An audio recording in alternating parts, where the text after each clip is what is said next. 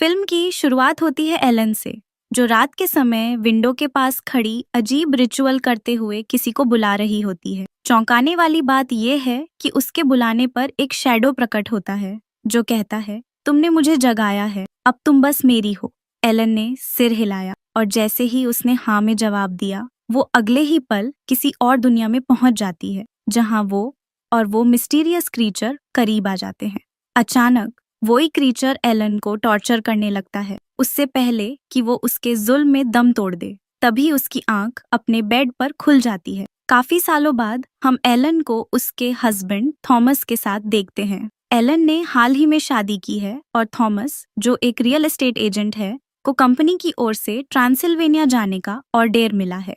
उसे ट्रांसिल्वेनिया जाकर अपने क्लाइंट काउंट और लॉक के लिए घर ढूंढना है, क्योंकि काउंट और लॉक खुद ये काम नहीं कर सकते, ये काफी बूढ़े हैं। एलन नहीं चाहती कि थॉमस उसे छोड़कर जाए, पर मजबूरी में उसे जाना पड़ता है। जाने से पहले एलन को उसके दोस्त फ्रेडरिक के परिवार के पास छोड़ दिया जाता है। उसने बताया था कि उसे हाल ही में डरावने नाइटमेयर्स आने लगे हैं और अगर थॉमस दूर चला गया तो कुछ बहुत बुरा हो सकता है। पर थॉमस ने समझाया कि ये सब दिमाग का वहम है। एलन ने थॉमस को एक लॉकेट दिया जो उसे हमेशा जल्दी वापस आने की याद दिलाएगा। इसके बाद सीन कट होता है और एक मिस्टीरियस आदमी दिखाई देता है जो अपने गेट पर पेंटाग्राम बनाकर बहुत सारी लाइट्स जलाता है और कुछ रिचुअल कर रहा होता है। ये कौन है और ऐसा क्यों कर रहा है, आगे जाकर पता चलेगा। फिर दिखाया जाता है कि थॉमस ट्रांसिल्वेनिया के करीब पहुंच चुका है। जब उसने स्थानीय लोगों से ट्रांसिल्वेनिया में काउंट और लॉक के कैसल का रास्ता पूछा तो सभी ने घबराकर उसे सलाह दी, तुम काउंट और लॉक के पास मत जाना, क्योंकि वहां उनका नाम लेना भी खराब माना जाता है। रात में थॉमस उन्हीं के पास ठहरता है। अगली सुबह उसकी आंख अजीब शोर से खुलती है। बाहर जाकर उसने देखा कि कई लोग एक लड़की को बिना कपड़ों के घोड़े पर बैठाकर कहीं ले जा रहे हैं। वो लड़की उतरती है, कब्र खोलते हुए एक आदमी के दिल में खंजर वार करती है, जिससे उसका मुंह खून से लहू हो जाता है। इसी पल थॉमस की आंख खुल जाती है और बाद में पता चलता है कि ये सब उसका सपना था। आंख खुलते ही थॉमस ने अपना सफर फिर से जारी किया, पर बाहर देखता है कि पूरा गांव खाली है। रातों रात गांव के लोग कहाँ चले गए, ये बरहा ही अजीब था। रास्ते में उसकी टक्कर एक तांगा गाड़ी से हो जाती है। शुक्र है कि वो इस हादसे से बच जाता है, पर आसपास कोई नहीं था। शायद वो तांगा सिर्फ उसे लेने आया था। वो चुपचाप गाड़ी में बैठ जाता है, पर जैसे ही बैठता है उसकी तबीयत बिगड़ने लगती है। फिर भी उसका मकसद था कि वो अपने क्लाइंट से मिल सके। अंततः वो काउंटर लॉक के कैसल पहुंच जाता है। कैसल के हर कोने में अंधेरा छाया हुआ था, जिससे थॉमस को डर लगने लगता है। सामने खड़ा काउंटर लॉक भी बहुत डरावना प्रतीत होता है। इस समय हमें काउंटर लॉक का सीधा सीन नहीं दिखाया गया, पर थॉमस के एक्सप्रेशन से साफ झलकता है कि वो उससे डरा हुआ है। काउंटर लॉक ने कहा, तुम बहुत लेट हो, मुझे तुम्हारी ये बात पसंद नहीं आई। अब से तुम मुझे काउंटर लॉक ही कहोगे, माय लॉर्ड नहीं। इसके बाद उसने थॉमस को कुछ खाने का ऑफर किया। डरते डरते जब थॉमस ने ब्रेक लगाने की कोशिश की, उसकी उंगली घट गई और फौरन काउंटर लॉक ने उसका हाथ पकड़कर कहा, मैं तुम्हारी पट्टी कर देता हूँ, जिससे वो बेहोश हो गया। जब थॉमस को होश आया तो कैसल में कोई नहीं था। काउंट और लॉक भी गायब थे। घबराहट बढ़ने पर काउंट और लॉक उसके पास एक कॉन्ट्रैक्ट लेकर आए। थॉमस को ये कॉन्ट्रैक्ट किसी अज्ञात लैंग्वेज में लिखा दिखा, जिसे समझना मुश्किल था। काउंट और लॉक ने बताया कि ये उनकी ट्रेडिशनल लैंग्वेज है और कॉन्ट्रैक्ट में केवल इतना लिखा है, मैं तुम्हारी कंपनी के जरिए एक घर खरीद रहा हूँ, तुम इस पर साइन कर दो। थॉमस को इसकी वाइब पसंद नहीं आई, पर नौकरी की रिक्वायरमेंट के चलते उसने साइन कर दिया। कॉन्ट्रैक्ट पर थॉमस को सिर्फ अपना नाम और नोसफेरा तो का नाम दिखाया गया था। नोसफेरा तो काउंटर लॉक का दूसरा नाम था, और आगे ये क्यों लिखा गया है, समय के साथ पता चलेगा। कॉन्ट्रैक्ट साइन करने के बाद नोसफेरातो ने काउंट और लॉक से थॉमस का लॉकेट मांगा, जिसमें एलन के बाल थे। थॉमस को लगा शायद वो लॉकेट वापस कर देगा, पर काउंटर लॉक ने उसे वापस नहीं किया। कुछ देर बाद थॉमस ने लॉकेट और यहाँ से जाने की अनुमति मांगी। तभी अचानक उसकी आंख खुल गई और वो समझ नहीं पाया कि उसके साथ क्या हो रहा है। उसे ये नहीं पता था कि ये सब सपना था या सच। उसी समय उसके शरीर पर किसी के दांतों के निशान भी दिख रहे थे, जिससे वो और भी परेशान हो गया। फिर नोसफेरातु को दिखाया जाता है, जो उस लॉकेट को लेकर अजीब औगरीब लैंग्वेज में कुछ बोलता रहता है और बार बार एलन का नाम लेता है, जिससे समुद्रों पार एलन भी पोजेस हो रही होती है। अंत में काउंट और लॉक थॉमस के पास आते हैं, उसे बेहोश कर देते हैं, फिर दांतों से काटकर उसका खून पीने लगते हैं। अंत में रिवील होता है कि काउंट और लॉक असल में एक ड्रैकुला हैं, एक वैम्पायर। वही दूसरी ओर एलन, जिसे नोसफेरातु यानी ड्रैकुला ने अपनी पावर से पोजेस कर लिया था। उसकी हालत देखकर थॉमस के दोस्त की फैमिली काफी चिंतित हो उठी।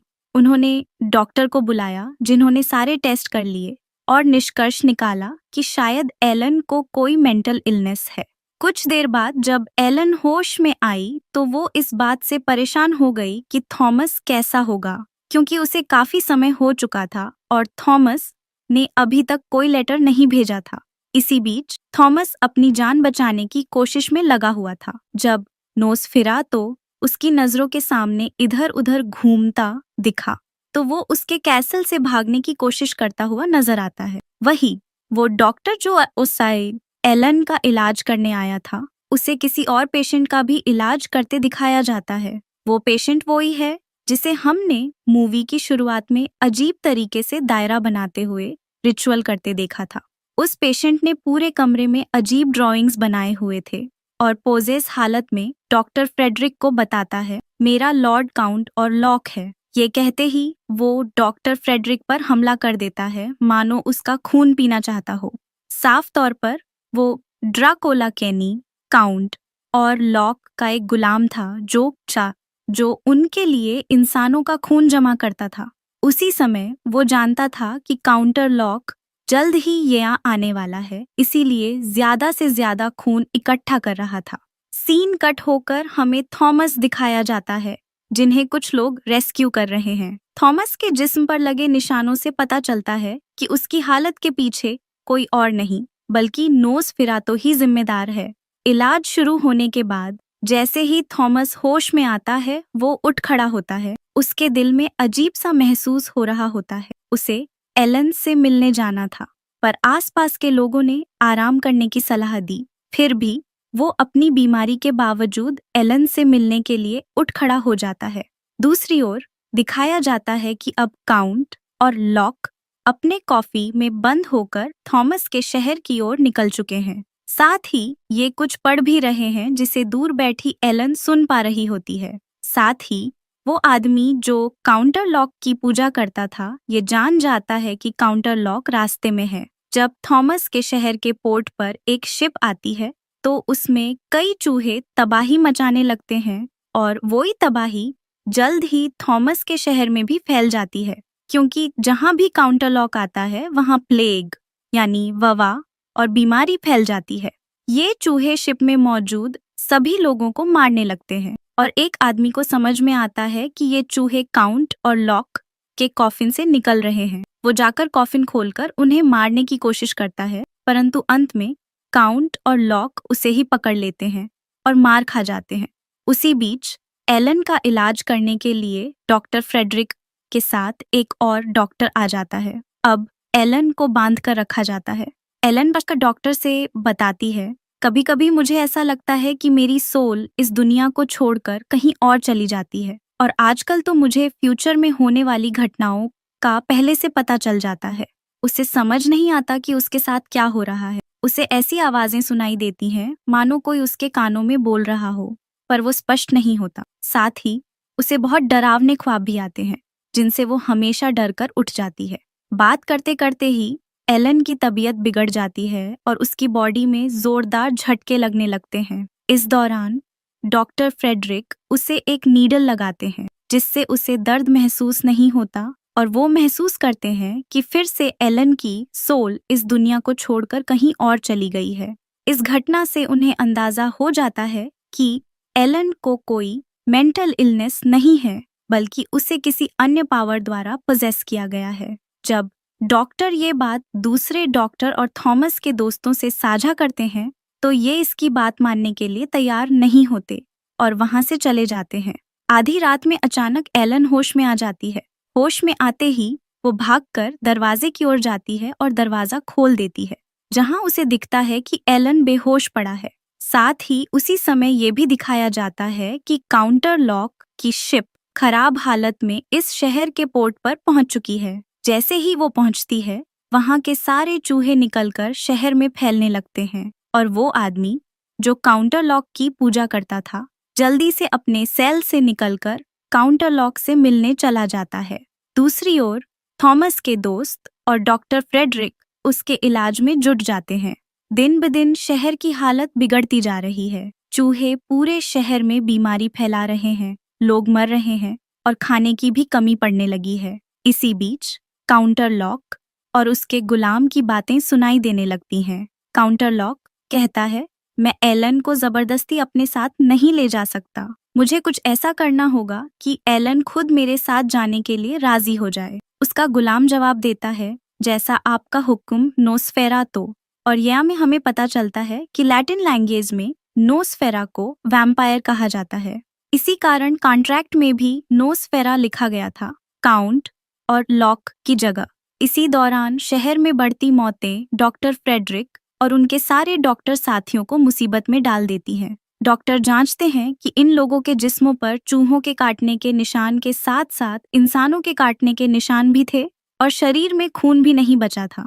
एक पूरे इंसान का खून पीना चूहों के लिए संभव नहीं है। इस सिलसिले में ये काउंटर लॉक के गुलाम से बात करना चाहते हैं, पर वो तो अपने सेल से पहले ही गायब हो चुका होता है। उसी दिन नोस्फेरातो इस शहर में आ जाता है। हर गुजरते दिन के साथ थॉमस को भी डरावने ख्वाब आने लगते हैं और वो ख्वाब में ही एलन से अपने से दूर जाने को कह देता है। उसी रात एलन भी पोज होकर अपने बिस्तर से उठकर विंडो के पास चली जाती है, जहां अचानक कोई शैडो दिखाई देता है। ये शैडो किसी और का नहीं बल्कि नोस्फेरातो का ही होता है, जो एलन को बताता है थॉमस ने एलन को नोस्फेरातो को बेच दिया है और उसने कॉन्ट्रैक्ट पर साइन भी कर दिया है। एलन ये मानने को तैयार नहीं थी कि सच में थॉमस ने उसे किसी को बेचा था। असल में नोस्फेरातो ने धोखे से जिस कॉन्ट्रैक्ट पर साइन करवाया था, वो एलन को उसके हवाले करने का था।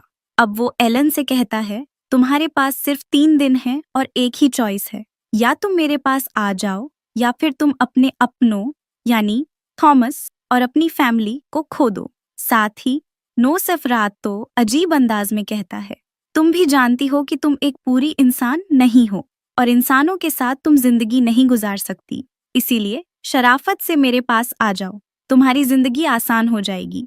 जवाब में एलन बताती है, अब मैं थॉमस से ही प्यार करती हूँ और इस वक्त मेरी लाइफ में थॉमस के अलावा कोई नहीं आ सकता। इतनी ही बातें होते ही अचानक एलन की आंख खुल जाती है और ये सब उसके ख्वाब में हो रहा था। उसके पास जो थॉमस के फ्रेंड की वाइफ लेटी हुई थी, उसके पूरे जिस्म को चूहों ने काट लिया था, जो काफी क्रीपी सीन था।